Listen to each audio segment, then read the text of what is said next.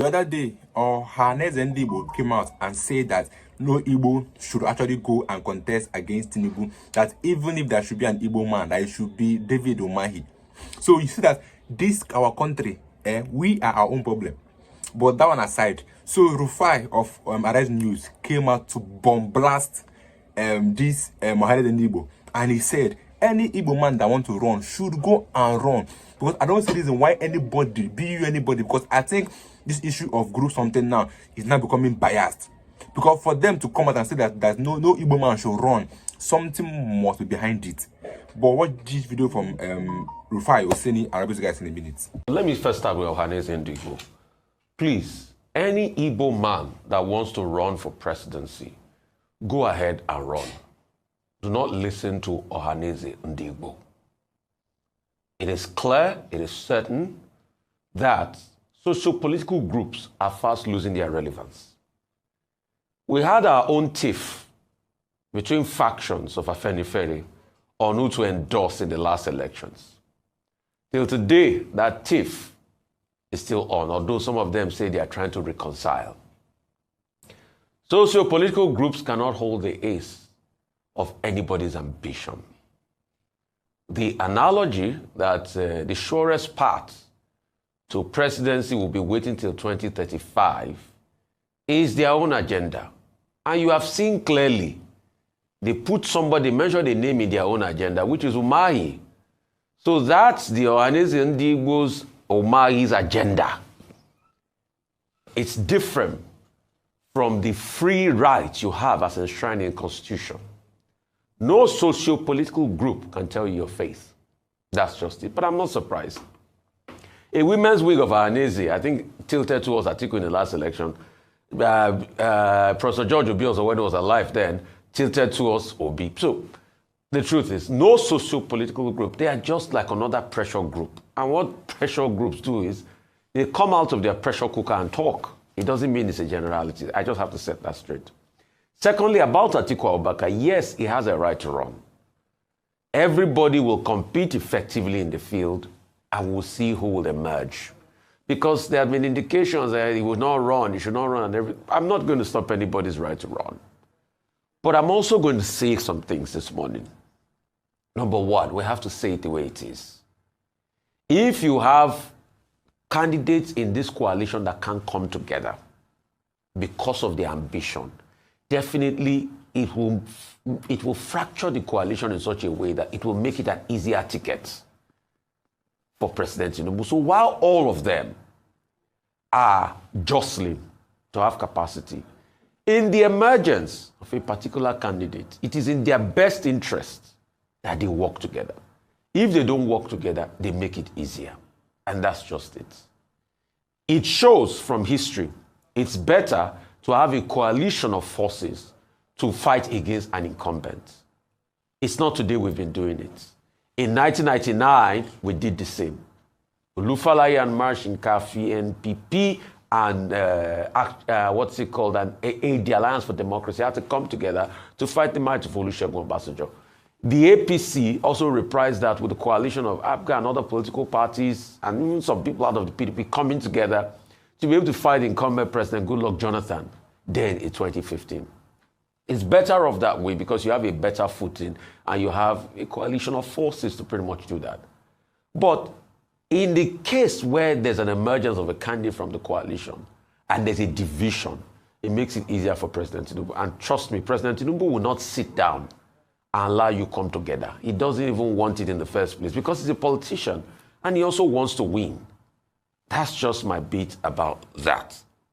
Let me deal with the ADC and Atiku Abubakar topic. Now, Professor Olateju was the name of the gentleman who represented the ADC at the defection of PDP chieftains in Lagos. Over 5,000 of them were said to have defected over the weekend, received by Rauf Aregbesola comrade, diffusing or, potting into the fold of the ADC.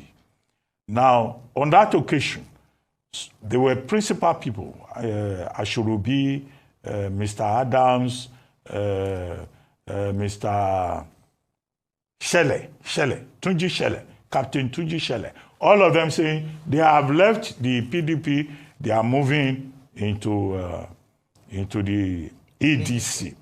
Now, Olateju speaking at that occasion, representing Atiku Abubakar, then said, well, Atiku Abubakar is not desperate. It's not as if he wants to be president at all costs. But there has now been a rebuttal. Atiku Abubakar, speaking from his other country, Dubai, United Arab Emirates, is on record as having said no. In fact, in 2027, ADC will shock the world because he is determined to take power from President Bola Ahmed Tinubu and that he will run. Nobody should go and say that he will not run. And that Professor Olateju saying he is not desperate, he will not run at all costs. Atiku more or less is saying he will run at all costs. So you see, there is some kind of, chemistry, mathematics about this 2027.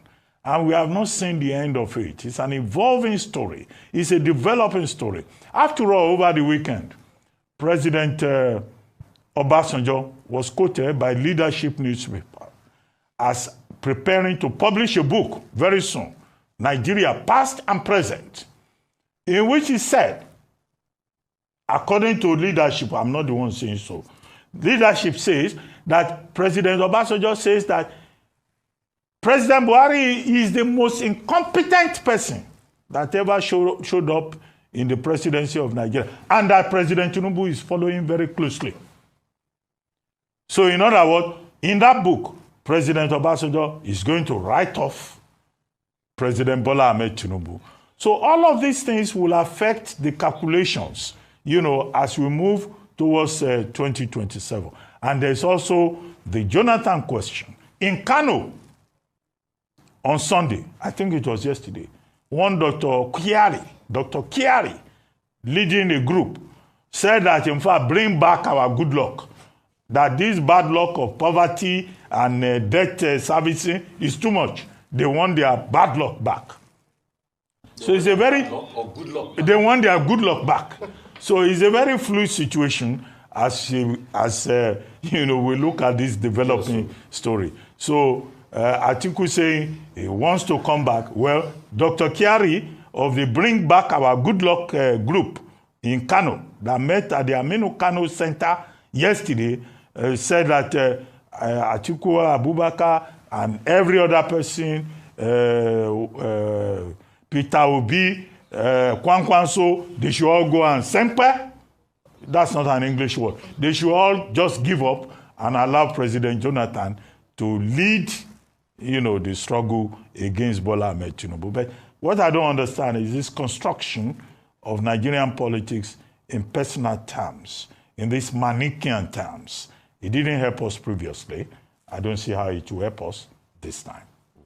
All right, let me start with the ADC story and former Vice President Atiku Abubakar now confirming that he will throw his hat in the ring. So perish any thoughts or doubts that he would not perhaps be vying for the ticket of the ADC, newly formed coalition of the ADC. He said he will do so.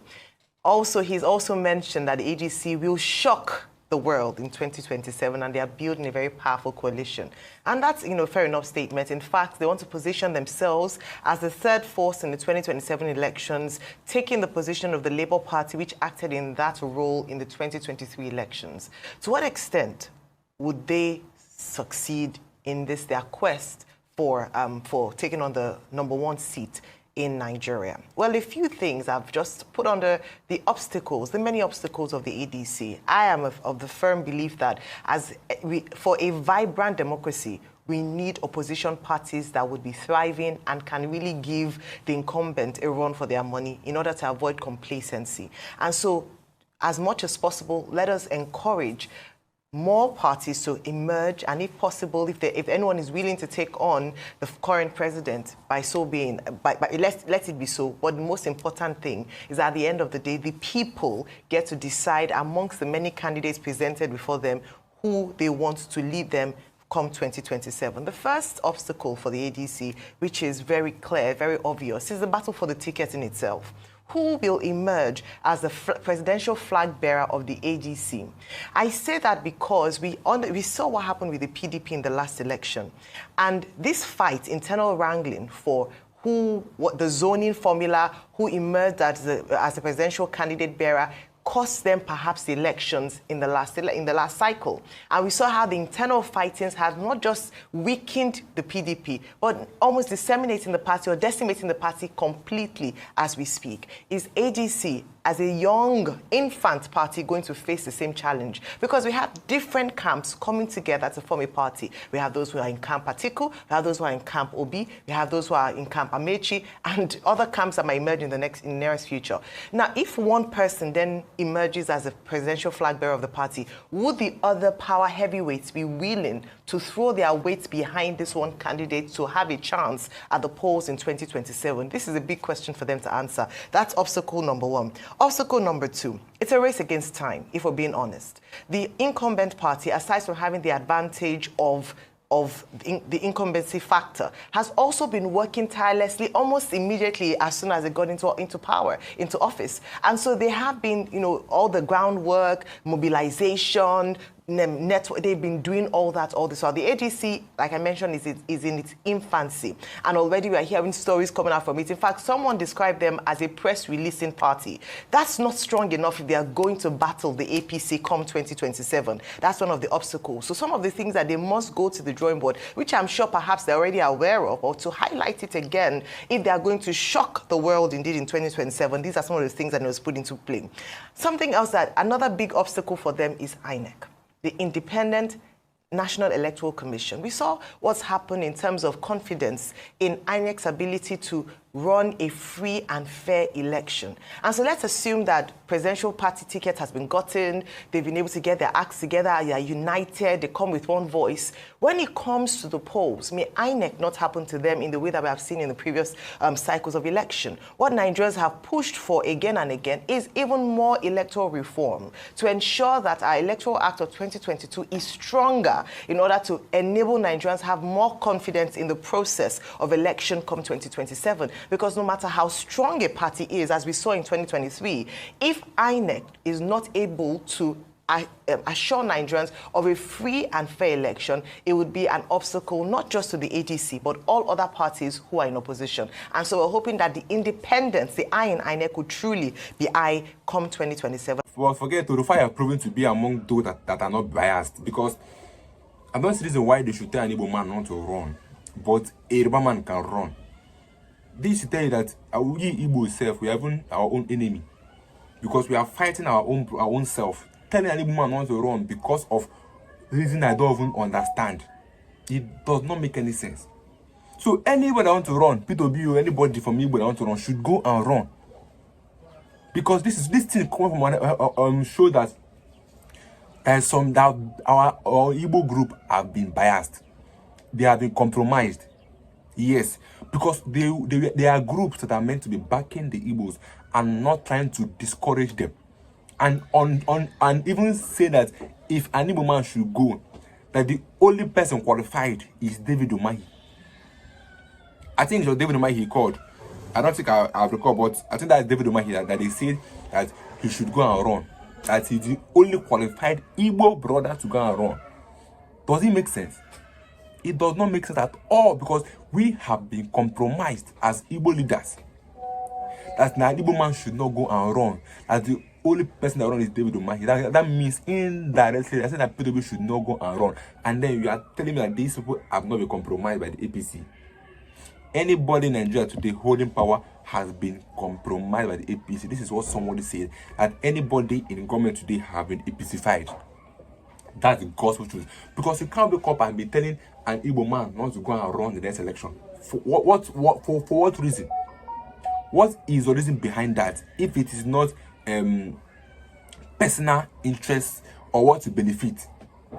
Because that's just the gospel truth of this thing happening right now, telling P2B not to go and contest against Tinubu. This is also APC strategy.